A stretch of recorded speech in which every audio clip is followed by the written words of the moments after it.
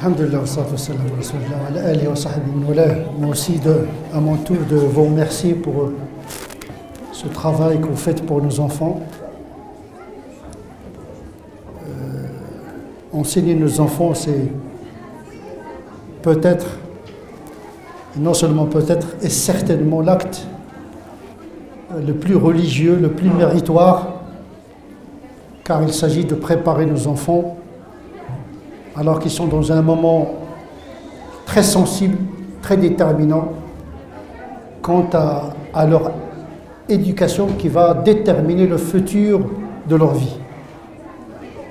Et comme disent les mystiques, husnul nihayat min husnil bidayat, celui qui veut garantir une bonne arrivée, qu'il s'assure d'un bon départ. Et l'enfance, c'est un départ.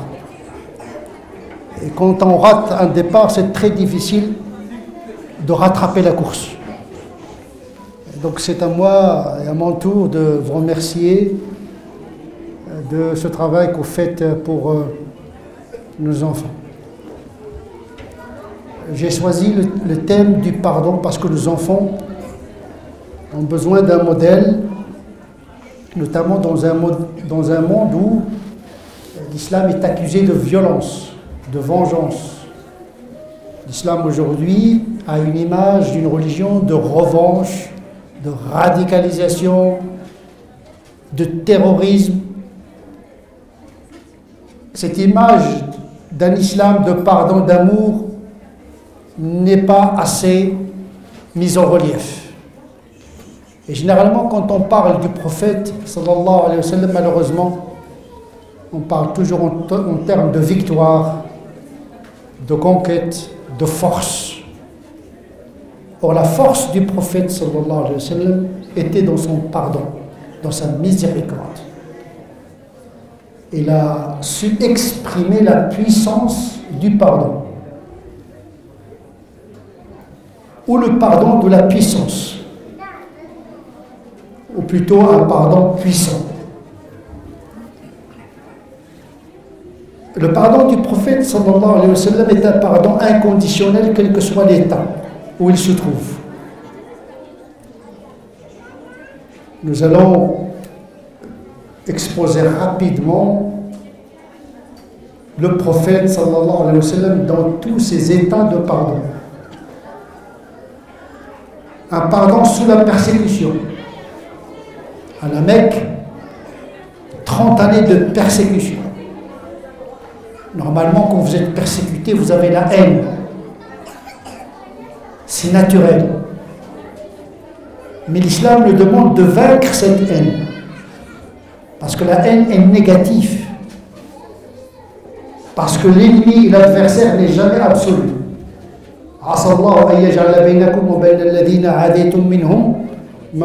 Le Coran souligne que l'ennemi d'aujourd'hui, il peut devenir l'ami de demain.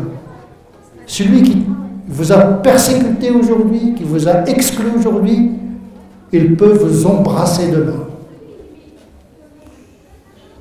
Nous ne croyons pas à l'ennemi absolu, au mal absolu. Et donc, le prophète sallallahu alayhi wa sallam était conscient qu'aucune situation n'est éternelle. Il n'a pas rendu la haine par la haine, au contraire, elle s'est adressée à Dieu, alors qu'elle était ensanglantée par les pierres, par les crachats, son visage mouillé de crachats. Qu'est-ce qu'il disait? Allahumma ighfir li qawmi fa innahum la ya'lamun. Oh Seigneur, pardonne à mon peuple, ils ne savent pas ce qu'ils font. Ils sont ignorants. Et donc il a rendu le mal par une prière. Il aurait pu prier Dieu pour les détruire, comme le font beaucoup de musulmans malheureusement aujourd'hui. Leur prière, c'est pour détruire le monde.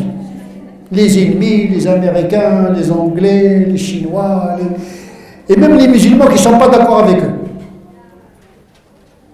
Le prophète ne connaissait que la prière du pardon. Une fois à Médine, eh bien, l'épreuve n'est pas terminée. D'abord, il a subi une grande difficulté au sein des musulmans eux-mêmes. Même une fois à Médine, en tant que prophète, mais également en tant que chef temporel, il a dû pardonner les offenses des musulmans. Le prophète a beaucoup souffert des musulmans. Les conflits entre les Médinois et les Mécois, les Muhajirin, les Ansar, les Aus, les Khazraj, il y avait une violence tribale que le prophète sallallahu alayhi wa sallam a dû gérer. Il y avait même des moments où les musulmans ont douté du prophète sallallahu alayhi wa sallam. On connaît tous l'histoire de Omar ibn Khattab qui s'est rebellé contre le prophète sallallahu alayhi wa sallam. Il a organisé une manifestation. Ce n'était pas les gilets jaunes à l'époque, mais c'était les gilets verts. Avec une violence. Le prophète était démuni. Les musulmans ont failli aujourd'hui. Ils risquent d'être maudits par Dieu. Parce qu'ils ont offensé, ils ont désobéi au prophète sallallahu alayhi wa sallam. Tout ce que Moïse a subi avec les enfants d'Israël, le prophète l'a subi avec les enfants d'Ismaël. C'est pour cette raison qu'il y a toujours le récit de Moïse, le récit de Noé, le récit... Parce que les situations se ressemblent. Il a subi beaucoup d'offenses, des rumeurs concernant sa vie privée. C'était des hypocrites qui ont diffusé des choses qui touchaient son intimité. Et des musulmans se sont embarqués dans cette rumeur, touchant à l'honneur de Aïcha radiallahu anha. C'était une grande épreuve. Il ne faut pas croire que le prophète a souffert uniquement avec les non-musulmans. Il a souffert avec ses proches, avec les muhajirines, avec les ansar, avec toute une partie d'hypocrites qui faisaient partie des musulmans. Mais il savait pardonner. Fa'fu anhum. Pardonne-leur et consulte-les malgré leur désobéissance. La troisième étape du pardon, c'est le pardon quand on a le pouvoir d'exécuter sa vengeance. Un pouvoir, plutôt un pardon sur la persécution, un pardon au sein de la communauté à cause des offenses qu'il a subies de la part de ses disciples. Mais une fois triomphant, une fois la conquête réussie de la Mecque, sa réponse était « Idhabu antum tulaqa » partez, vous êtes libres. Après 23 ans de guerre et de persécution.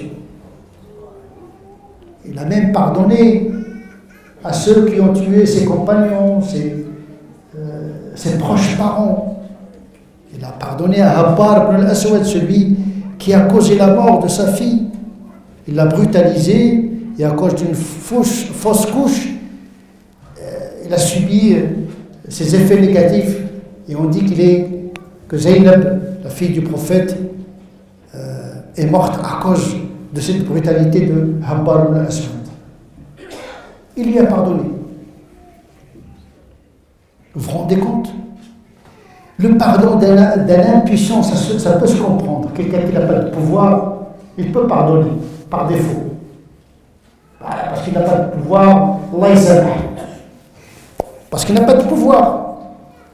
Mais le vrai pouvoir, le vrai pardon plutôt, le vrai pardon, quand vous avez le pouvoir d'exécuter votre revanche et votre vengeance, et malgré tout ça, vous pardonnez. Le vrai pardon, c'est le pardon de celui qui a le pouvoir. Eh bien, le prophète sallallahu alayhi wa sallam avait tous les pouvoirs. C'est ce qu'on appelle la puissance du pardon, bien le pardon le plus puissant.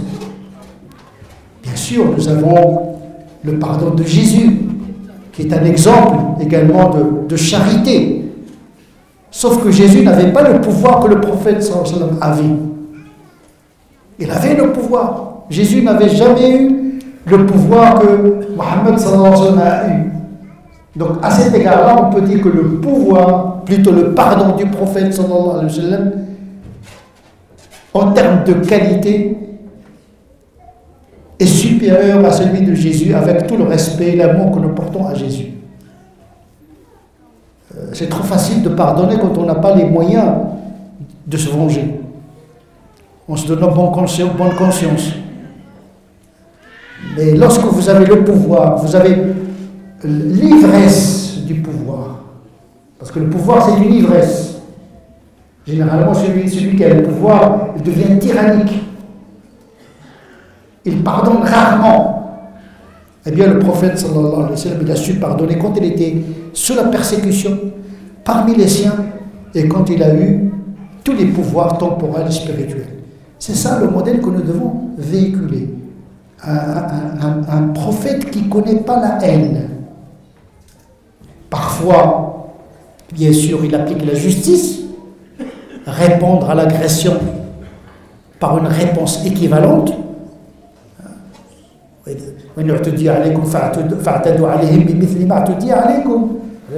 Voilà. Ça veut dire la réponse à l'agression doit être une réponse équivalente. Mais ne dépassez pas la réponse. Mais s'il faut pardonner, c'est encore mieux.